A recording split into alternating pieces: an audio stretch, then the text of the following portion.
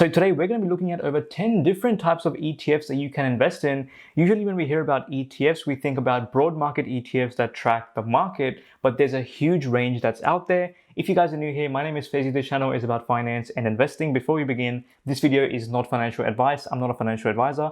Please do some research. Let's jump into it. So firstly are the passive ETFs. These are index tracking, stock standard, and very popular types of ETFs. And these are what I refer to as broad market or market tracking ETFs. And generally speaking, when you think about ETFs, this is what really comes to mind. Just a stock standard diversification. And to be honest, these types of ETFs are quite boring. But to be honest, for a lot of people, this works really, really well because they don't get carried away. And that's absolutely amazing. That allows them to invest more frequently and just keep on investing. Some characteristics of these types of ETFs are they usually have one of the lowest fees in this whole list. They give pretty good diversification. And some examples of ETFs like this are A200 and VAS from the Aussie side. These track the ASX 200 and 300 index respectively. And then on the American side, you have ASX IVV and ASX VTS. These give exposure to the American market. And generally speaking, what you'll find is that the fees for these are going to be 0.1% per year or below, which is quite cheap. It is around $10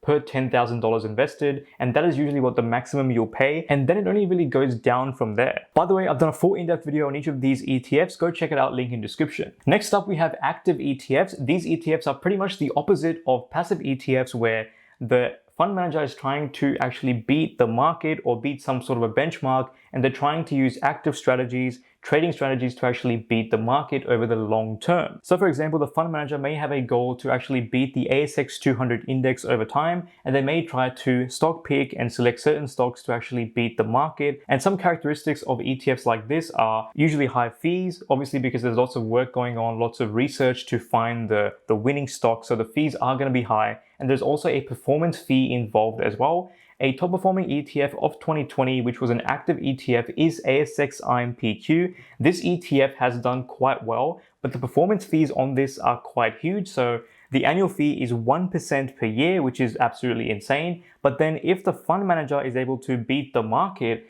then whatever the outperformance is, you'll be paying 20% of the outperformance in fees, and then the 80% goes to you, the investor. So the fund manager actually has an incentive to outperform the market. However, if they don't outperform the market, then you'll be paying the 1% fee regardless. So the risk is definitely there. Now, if you're interested in IMPQ, I've done a whole video about IMPQ and a few other ETFs from eInvest. Go check it out, link in description. Next up, we have fixed income ETFs. Now, these ETFs are mostly focused on giving you steady income returns, usually through dividends, and they usually pay a quarterly dividend. Some of these ETFs actually pay a monthly dividend, pretty much like a bank account, except it's not a bank account, it's an ETF. Now, just keep in mind that although this sounds good, you'll be getting monthly income, monthly, passive income. These are not growth ETFs. These are mostly seen as defensive ETFs, right? So the actual return is not going to be that much. They're used to essentially balance out the risk in your portfolio. So some people may have, say, 90% in growth ETFs.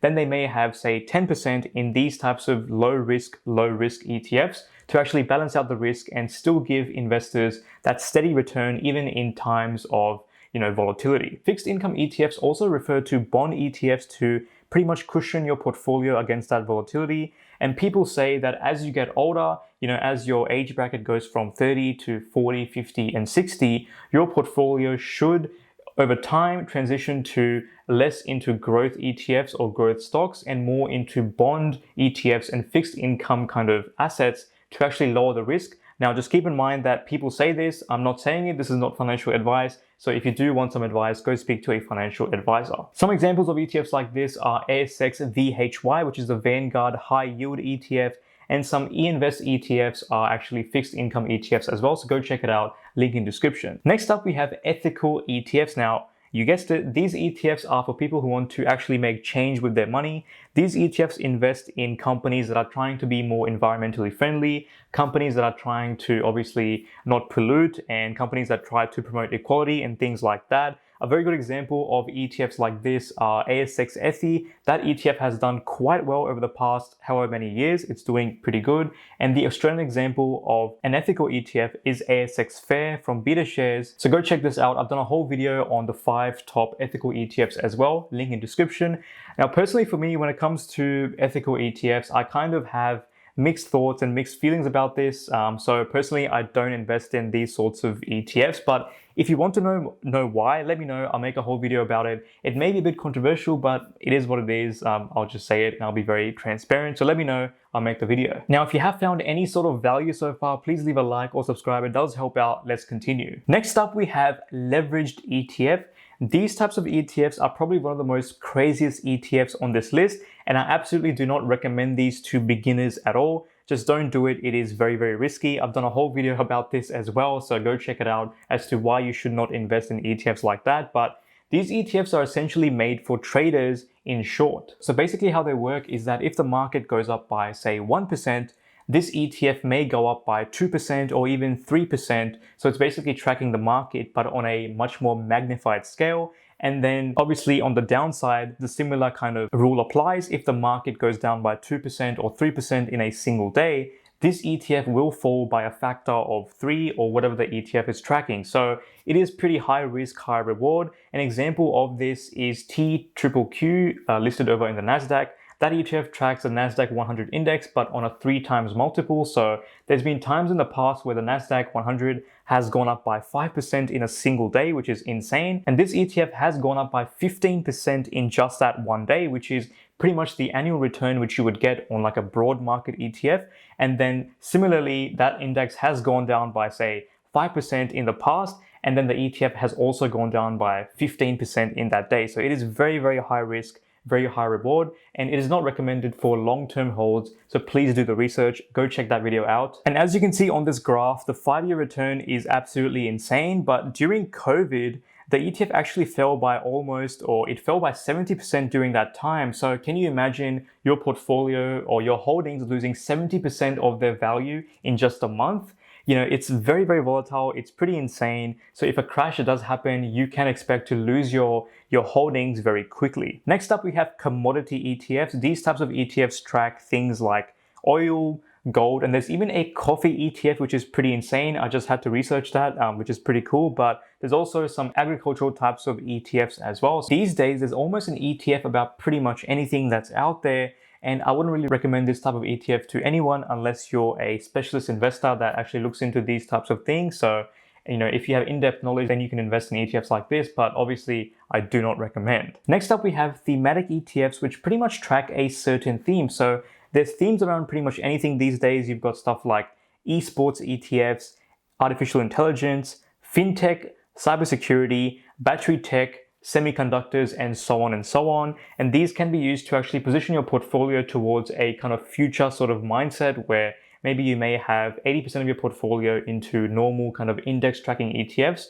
And then you might have, say, 20% into these types of thematic ETFs to get a different type of exposure to actually hopefully outperform the market. These ETFs can outperform the market in the long run because they're not tracking the underlying benchmark. They're only tracking a certain type of theme. And if that theme does well, then of course the ETF itself is going to do well. So there is a potential to outperform the market, but just keep in mind that if you do buy into ETFs like this, the concentration of your portfolio does increase in that specific sector. So the more you buy into ETFs like this, the more risk you take on to get that potential return. So as an example, if you believe that AI is going to do really well over time, then you may buy into AI ETFs and hopefully the underlying companies do well over time as AI starts to develop more and more. Now, if you are interested in thematic ETFs, I've done a whole video talking about ETFs like semiconductor ETFs, cybersecurity, battery tech. Once again, link in description if you're interested. Next up, we have sector ETFs. These ETFs are quite similar to thematic ETFs, but the only kind of difference is that they track the sector as a whole. So it may track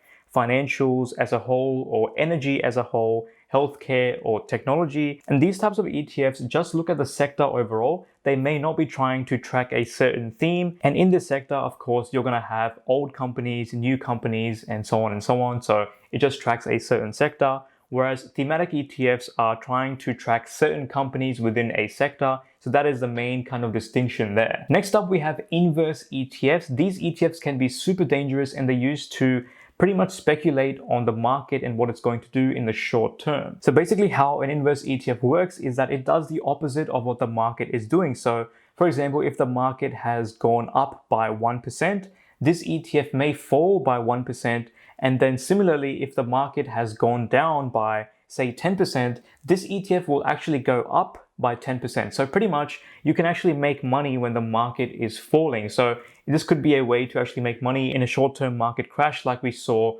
over in COVID in March 2020. So if you did invest in ETFs like this, you could have made a decent return just over that 1 month period.